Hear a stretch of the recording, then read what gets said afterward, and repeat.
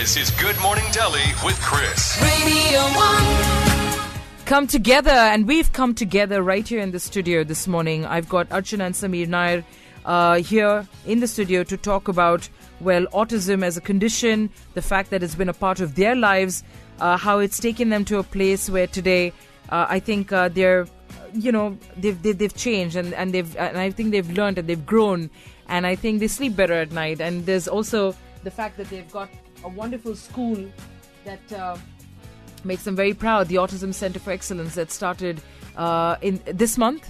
March. Yes. Archana, let's talk about Avi, because I would imagine there are parents right now listening in who probably are in the same place where you guys are. Where has Avi come now? Well, I'll answer a question that you asked me before this when we were not on air. And you said, do you guys have a regular life? Do you do other things? Mm-hmm. And I do want to mention that we do have a regular life.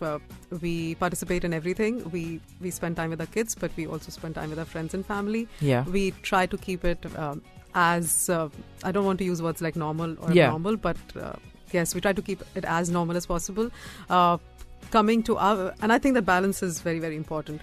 But that's a funny thing, Archana, because I would say even for parents of just regular kids, the life tends to take like another dimension, and it's important to keep that balance.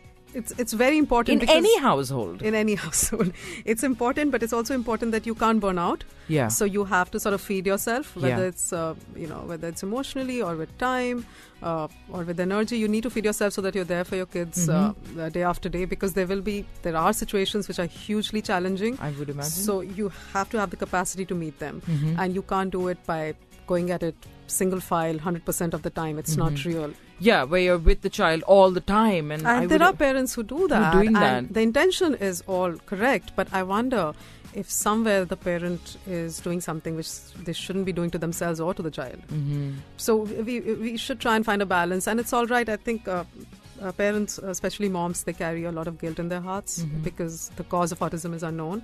So there's a lot of guilt if there was something that we did. I wish I want to say to everyone who has a child with disability that it's there is no way to assess that it's your fault, and you shouldn't be carrying that guilt in your heart. What we should be thinking of is how we can maximally help our children and ourselves. I think that is far more important, and I think that's the long-term answer to live with disability happily, because our children deserve for us and them to be happy. How can people get in touch with you, Archana, really quickly?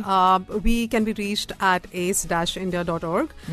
That's our website for the school. It also has a whole lot of information about what we are doing. The school is up and running, and it also aims to go to much larger numbers. Okay. We are planning to hit 100 children. So anyone who has any questions relating to autism, please reach out to us. Okay.